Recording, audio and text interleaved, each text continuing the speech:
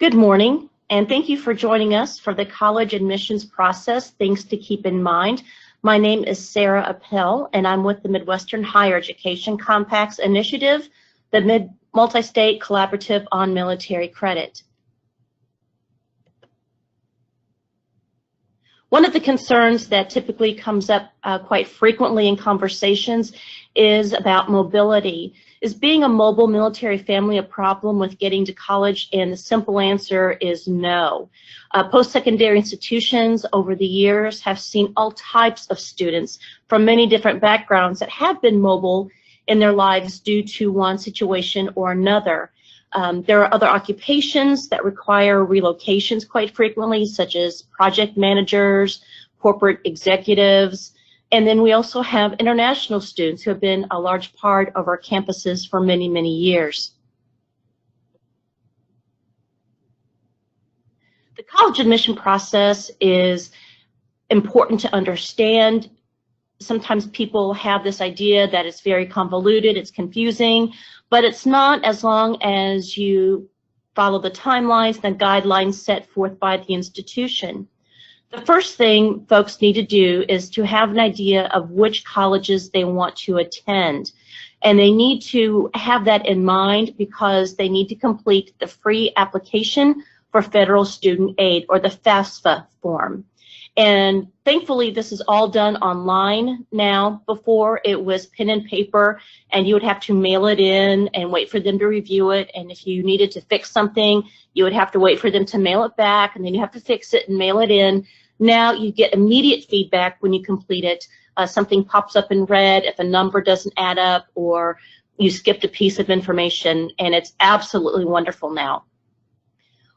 You need to file before the deadline for FAFSA, and it's usually around June 30th for the next academic year, but always check the FAFSA website to make sure. And one of the very important things to remember about FAFSA is that it is the federal student aid application. So this is not only looking at student loans through the federal government, but it's also looking for grant money, such as Pell Grants. And we would always tell our students that if you love yourself and you love the idea of going to college, have that completed and submitted by February the 14th. Because there's a limited amount of funding for the grant money, which is the free money. So the sooner you get your FAFSA completed and turned in, the better chances you have to get a portion of that free money. So again, looking at the college admission process, you obviously have to complete a college application by that institution's due date. Sometimes the applications might be very specific to that institution, or they might accept the standard common application, or what is termed the Common App. And this is an application that many schools accept now. You just fill out one application online, and then you can send it to any participating institutions. And it's wonderful because you just have to enter in all of your information one time and not multiple times for many different applications for many different schools. So it's a huge time saver. And these common apps and even the institutional application, they typically have a box to identify military connected students. And it's very important for folks to check this box if it's applicable, because they will be flagged in the system to go to the certifying school official to see if maybe they qualify for some form of GI Bill funding to help with their education, as well as to the financial aid department and the registrar to keep abreast of any kind of important timelines or dates that the federal government has set in relation to GI Bill money. The applications might require essays, letters of recommendation from students who perhaps have volunteered or worked in high school. And then, of course, you have your admission test scores, such as the SAT and the ACT. Most institutions charge an application fee anywhere between $25, $50 and up. Although some institutions waive the fee for military-connected students, it's just always good to ask that institution if that's an option.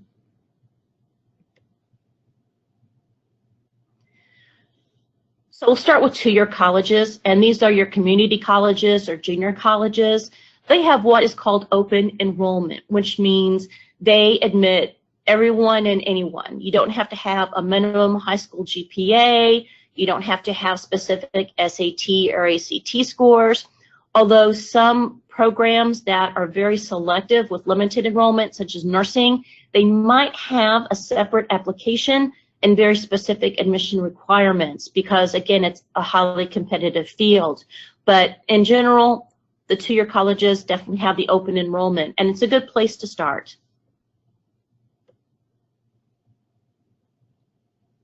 Looking at four-year colleges, they definitely each have different GPA and assessment minimums. So when you're looking at the institutions, make sure that you look at that information. There are definitely top factors that college admissions folks look at. For example, grades in college prep courses. Did you take those courses that would benefit you in pursuing post-secondary education? And curriculum intensity. Did you take Calculus 1 and 2 or chemistry, biology, anatomy? Did you take some really intensive courses and end up with a good solid GPA? Or did the student take some easy road their senior year and end up with a good GPA, but maybe they weren't as challenged as they could have been? They also look at admission test scores such as the SAT and ACT.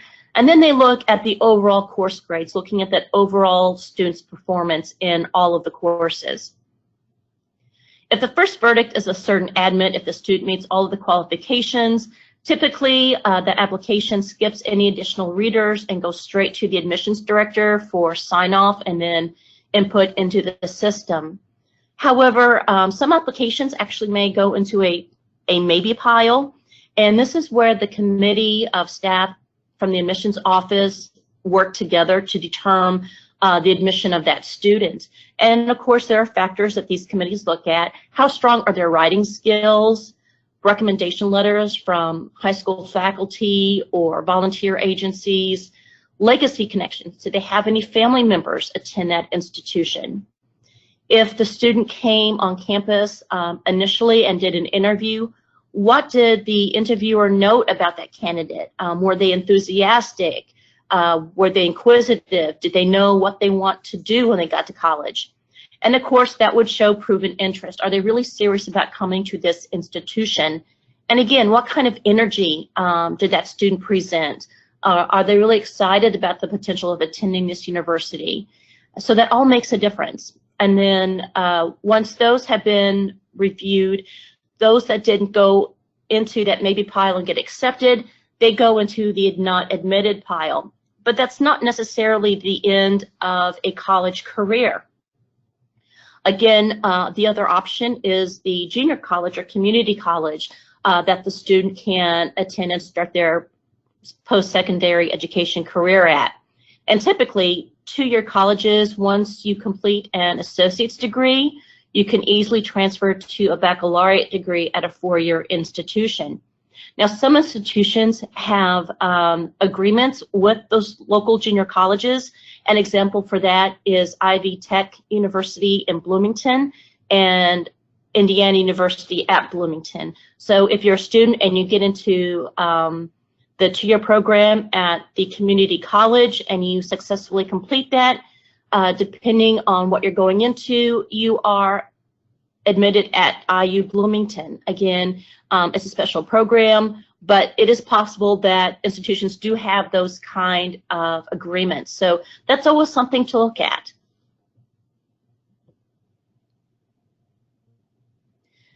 Another concern are the difference between many GPAs and multiple grading scales at high schools. And to be honest, many schools, these are post-secondary ed schools, are more concerned with test-taking scores and GPA for scholarship purposes and for ranking. Typically, they might recalculate the student GPAs using a formula if it's not on a relatable scale to that institution. And this is really just to ensure that students meet very specific and firm admissions and merit scholarship criteria. And this is typically used potentially at your Ivy League institutions where the admissions are very firm and they have very specific and solid entry specifics. So what about these new standards-based report cards that we've seen in the last several years? Admissions officers have developed a system to look at those. And what they do is they scan those report cards and they focus on the negatives that they see. Are there any tendencies of problems or recurring issues with a student? Do they see any red flags that might stand out? Then they look at that they look at that secondary school that offers these types of report cards, and they look at that school's academic profile. They want to see what percentage of students go to a four-year college from this secondary education institution, what schools did they go to, and how successful were they. Very important to note is the Choice Act of 2014.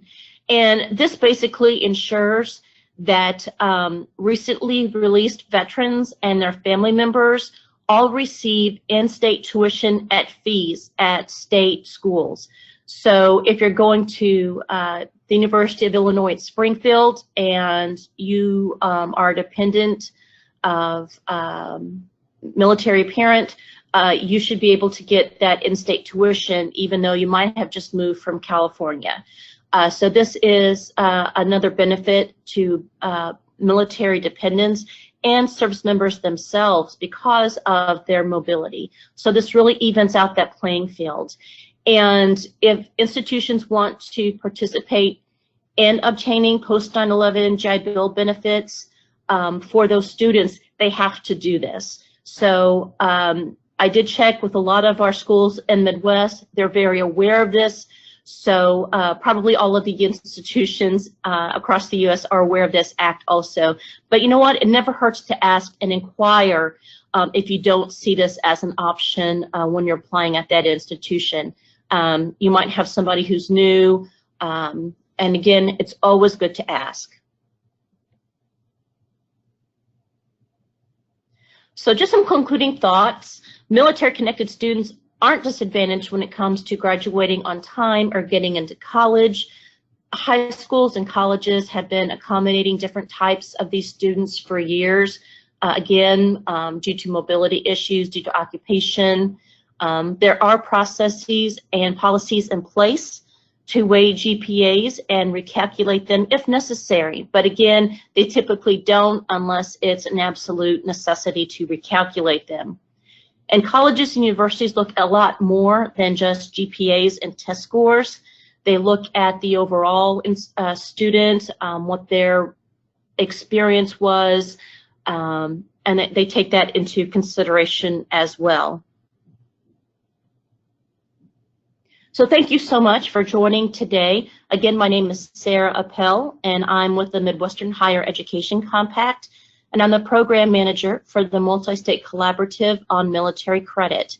And I can be reached at saraa@mhec.org, or you can call my mobile number at 765-586-6512. Thank you so much for joining us today, and please let me know if you have any questions.